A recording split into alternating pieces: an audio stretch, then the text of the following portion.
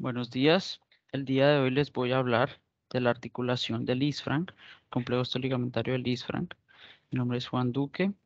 de reciente primer año de diagnóstico por imágenes de Clínica del Valle. A manera de introducción tenemos que representa el 0.2% de las fracturas a nivel global, de las cuales según la OMS se da uno por cada 55.000 habitantes. De estas, el 20% pueden pasar desapercibidas, de las cuales entre un 18 y 25% pueden evolucionar a osteoartrosis. Esta complicación es más frecuente, hasta un 40%, en las lesiones que son puramente ligamentarias, de las cuales 87.5% son lesiones cerradas y en proporción hombre-mujer, 2-4 hombre respecto a una femenina, mujer. En cuanto a anatomía, tenemos que el complejo osteoarticular del isfranc está conformado por por las bases de los 5 huesos metatarsianos unidas por la articulación tarsometatarsiana o del isfranc respecto a las cuñas y al hueso cuboides. La cuña medial, intermedia y lateral y el cuboides propiamente dicho, de los cuales estos respectivamente se unen por ligamentos que los tenemos referenciados en colores, por ejemplo, en este caso los ligamentos cuneometatarsianos que unen respectivamente M1C1, M2C2, M3C3 y uno más amplio que une lo que es el hueso cuboides con las bases de M4, M5. Tenemos también los ligamentos intercuneiformes que unen respectivamente C1, C2, C3 y el ligamento entre el cuboide que une el ligamento que une el hueso cuboides y C3, cada uno respectivamente, y los tarsometatarsianos presentan una banda dorsal y una banda plantar. Respecto a los ligamentos que unen los huesos metatarsianos, tenemos que entre M2, M3, ligamento intermetatarsiano, M3, M4 con ligamento metatarsiano, M4, M5 con ligamento metatarsiano, respectivamente. Una banda dorsal y una banda plantar de igual manera.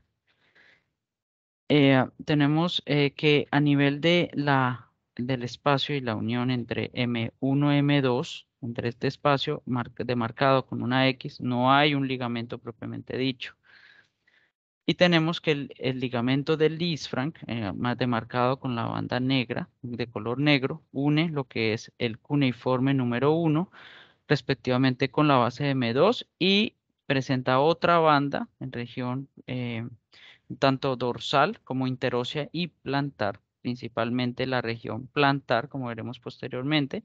a nivel que lo une con la base del hueso metatarsal número 3.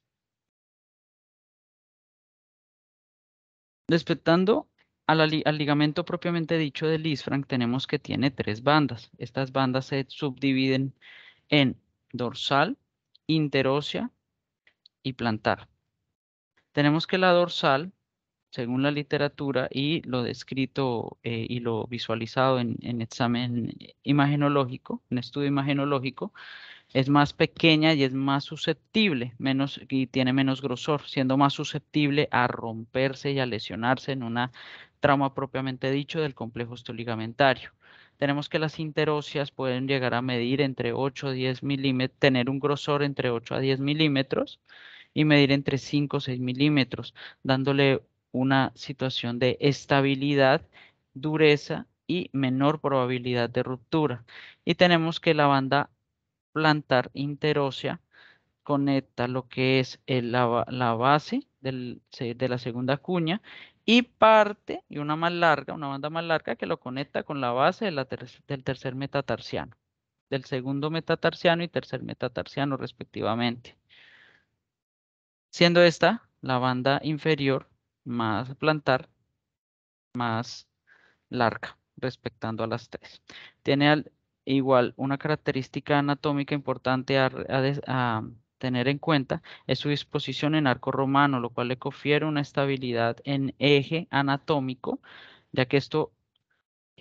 produce o genera que sus fuerzas se distribuyan en un plano axial dorsal, sean distribuidas respectivamente hacia medial y hacia lateral, dándole mayor fijación en lo que es la parte dorsal, mayor estabilidad en la parte dorsal por su disposición más ancha y plana de la misma, mayormente sirviendo de eje la base del segundo metatarsiano y el tercer metatarsiano. Aquí en estas imágenes se pueden caracterizar por cortes volumétricos de tomografía computada, la disposición en arco romano de la planta del pie, del dorso del pie, y esta estructura que es importante caracterizarla debido a que la mortaja es la unión del segundo metatarsiano y el espacio que hay respectando en la concavidad que forman la cuña número 1, 2 y 3. Se describe en la literatura que una profundidad más amplia lo hace menos susceptible a procedimientos fracturarios y le dan más estabilidad y eje en cuanto a los traumas directos en plano axial. Tenemos acá en la imagen D, se puede observar la subdivisión para facilitar la anatomía del complejo osteoligamentario del Lisfranc en tres columnas. La primera columna siendo caracterizada por tener los huesos M1, metatarsiano 1 y cuneiforme 1, y la segunda columna caracterizándola, o la columna intermedia, teniendo el segundo y el tercer huesos metatarsianos respectivamente, con la unión de su cuña número 2 y número 3, y el tercero, la tercera columna, teniendo sus cuarto y quinto huesos metatarsianos unidos por sus bases hacia el cuboides. ¿Esto para qué nos sirve? Hay que tener en cuenta que la columna número 1 y número 2, o medial e intermedia, son columnas rígidas y que le dan sostén y estabilidad a la planta del pie. Y la columna lateral son más móviles, son más dinámicas y sirven de palanca para las dos columnas anteriores. Hay que tener en cuenta, en cuanto a la anatomía, para caracterizar mejor el riesgo de compromiso vascular y de formación de síndrome compartimental, donde vemos la arteria dorsal del pie, rama de la arteria tibial anterior, donde vemos que se subdivide primariamente en dos ramas, una lateral del dorso y una medial del dorso. Siguiendo su curso, se subdivide en la arcuata o en la arqueada, que se anastomosa con la lateral que va hacia con la lateral, con la arteria lateral dorsal. Y esta, a su vez, al seguir su trayecto, podemos observar lo que es una estructura importante a tener en cuenta, que es el arco plantar, del cual salen dos ramas, una que va al arco plantar profundo y otra que va intermetatarsiana y arroja las ramas interdigitales. Además de las interdigitales que suelta y profundas y dorsales profundas que suelta la arcuata, arteria arcuata. La lesión a este nivel, como vimos anteriormente, que es desprovista de ligamento, puede hacerlo más susceptible y mayor alto riesgo de un síndrome compartimental, que es más relevante en un eje axial hacia el dorso y el primer espacio intermetatarsiano. Tenemos acá la distribución de la arteria tibial posterior, que tiene una rama medial, una rama lateral y una rama medial, que se anastomosan y forman el arco plantar profundo, que tiene conexión directa con la arteria dorsal del pie a este punto. Y según lo descrito en la literatura,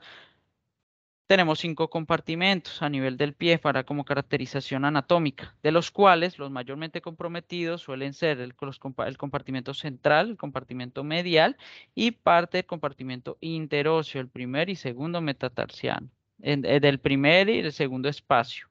intermetatarsiano. Respecto a las lesiones de Lisfranc, tenemos que se dividen en dos: las lesiones de alta energía, que se convierten usualmente en luxofracturas, y lesiones de baja energía, donde se presenta más que todo avulsión y fractura propiamente dicha. Tenemos que respecto a las lesiones de alta energía, las luxofracturas tienen tres tips. El primero, la clasificación de Myerson, que se caracteriza por estadificar en virtud de la estabilidad, la congruencia articular y el desplazamiento de las columnas mm, previamente descritas del complejo osteoligamentario de Lisfranc. Tenemos que la radiografía suele ser suficiente para el diagnóstico debido a que son más ampliamente caracterizables mediante este método de estudio por ser más grandes, más complejas, más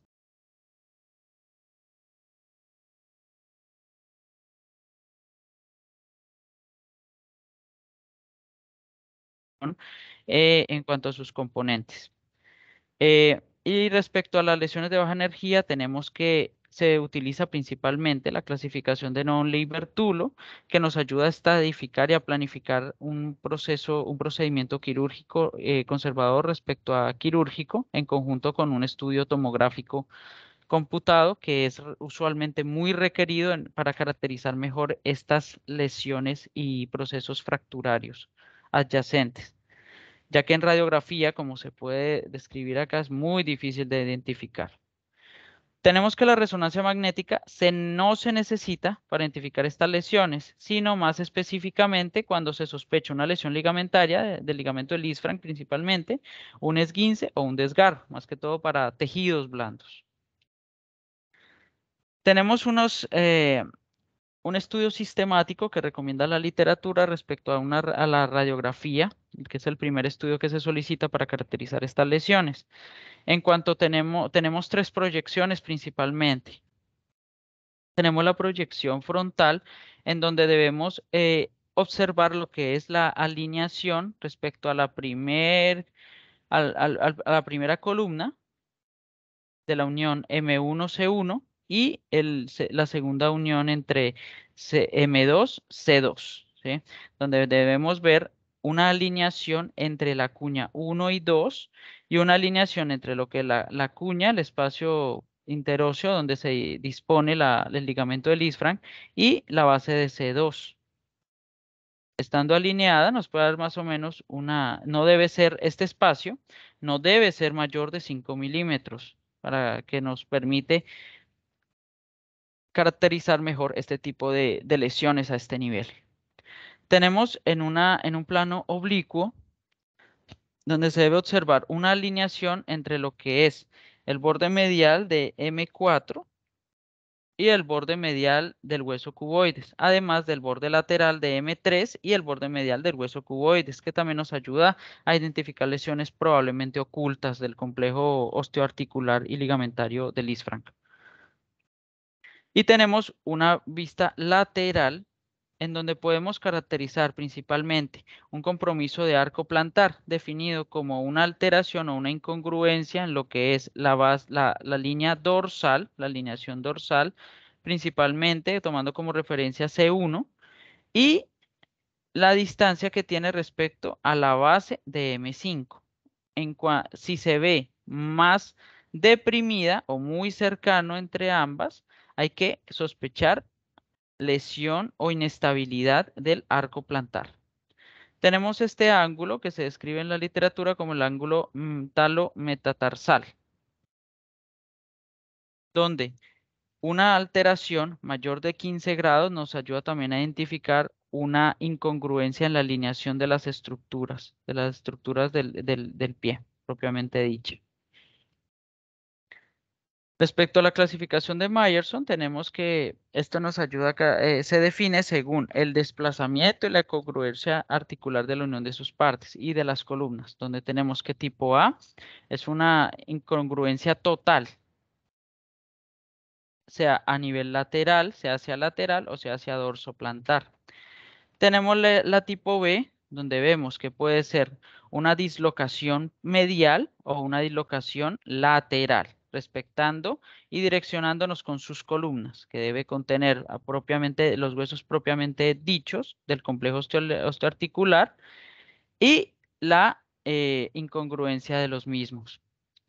Y tenemos la tipo C, en donde puede haber un desplazamiento parcial o un desplazamiento total. Total entre las bases de unión de la articulación del isfrán respecto a sus columnas. Puede involucrar la columna intermedia y la columna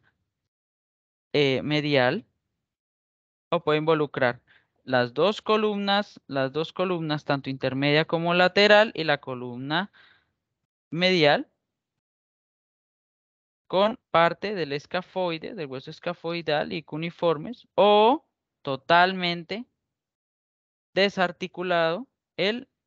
primer hueso metatarsiano, el primer dedo, la primer falange, todo el componente metatarsiano y falanges del primer dedo, y todo el complejo de falanges de tanto la columna intermedia como la columna lateral. En este tipo de lesiones podemos observar en este gráfico de torta que la más frecuente es la tipo 2, donde tenemos lo que es principalmente la incongruencia parcial con luxación medial.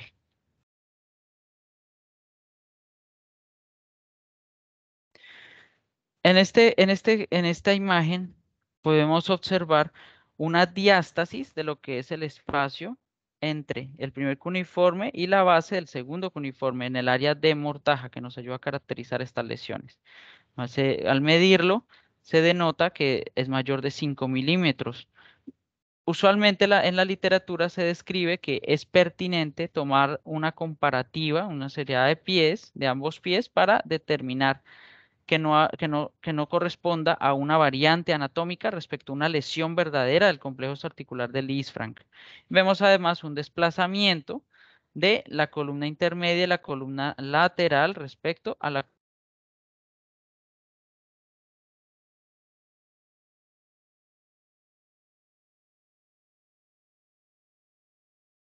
Respecto a la clasificación de Nonli y Bertulo, tenemos que hay tres estadios, de los cuales si es estadio 1 se considera un tratamiento conservador, si son estadios 2 y 3 se considera un tratamiento quirúrgico, caracterizando principalmente al estadio 1 en donde la diástasis del espacio osteoarticular del ligamento del isfran es menor de 2 milímetros. Clínicamente es un dolor localizado con limitación, pero que logra el apoyo y presenta un arco conservado y una gamografía positiva. Y el 2 y el 3 vemos que la principal característica es la diástasis, donde en el estadio 2 suele ser de 2 a 5 milímetros y en el estadio 3 mayor a 5 milímetros.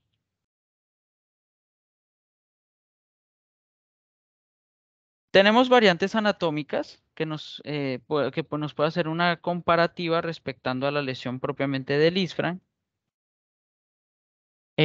donde veremos más adelante que pueden haber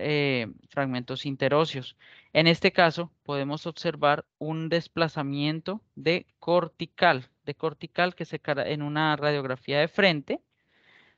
que se caracterizó mejor en una radiografía lateral, pero fue un hallazgo muy sutil a nivel dorsal del primer cuneiforme y alojamiento interóseo. La imagen anterior se caracterizó mejor en una tomografía computada, donde podemos observar el desplazamiento de dichos fragmentos,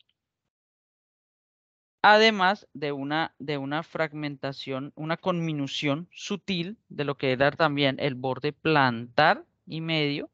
de la primera cuña en una tomografía computada volumétrica. En cuanto a la resonancia magnética, se considera para estudiar mejor los tejidos blandos, las estructuras osteoligamentarias. En este caso, se caracteriza en un corte tarsal, en un eje coronal y en un eje axial, ponderada en T2, áreas de edema en lo que es el ligamento del isfran, propiamente dicho, su banda dorsal, su banda interósea y su banda plantar, con la unión respectiva hacia la base de M2 y parte de la banda unida a la base de M3. Respecto a las variantes anatómicas, como se decía previamente, puede ser un factor de confusión. Por eso es necesario tomar la comparativa respectante, ya que tenemos en este caso una variante en donde hay un fragmento, no un fragmento propiamente dicho, sino un área ósea, un interósea, un hueso accesorio interóseo que puede simular una microlesión o una microfractura. En esta imagen podemos caracterizar también lo que es un cuneiforme bipartito, donde vemos área translucente en el mismo hueso y en visión comparativa frontal y en una visión lateral, en un eje lateral, podemos observar la misma división que tiene el cuneiforme 1, siendo esta una variante anatómica que puede ser factor de confusión respectando a una fractura a este nivel. Respecto al tratamiento quirúrgico, en esta imagen de radiografía podemos observar un área frontal y lateral, un eje frontal y lateral, donde vemos una artrodesis, principalmente lo que es la columna 1 y la segunda falange M2 y C2, donde hubo una lesión del isfranc y se dispuso un material de artrodesis o de unión osteoligamentaria con placa y tornillos. Respectando a esto, se define en la literatura que en virtud de la clasificación y de las características de la lesión, se va a emplear varios tipos de procedimientos. Tenemos principal la artrodesis como opción para lo que es la diástasis del complejo ligamentario del isfranc o diástasis y separación de las estructuras óseas que hacen parte del complejo osteoligamentario, respectando al tarso. Tenemos también, respectando el nivel de las columnas, principalmente medial e intermedia, la fijación con material de osteosíntesis, ya que estas requieren por su disposición anatómica estar más rígidas y ser de soporte. Caso totalmente contrario a lo que pasa cuando hay una lesión principalmente de la columna lateral, en la cual se va a requerir principalmente clavos móviles, clavos dinámicos, endomedulares, ya que estas estructuras, hay que tener en cuenta, sirven de palanca y deben ser más móviles. Esta es la bibliografía empleada para la realización de la presentación. Muchísimas gracias.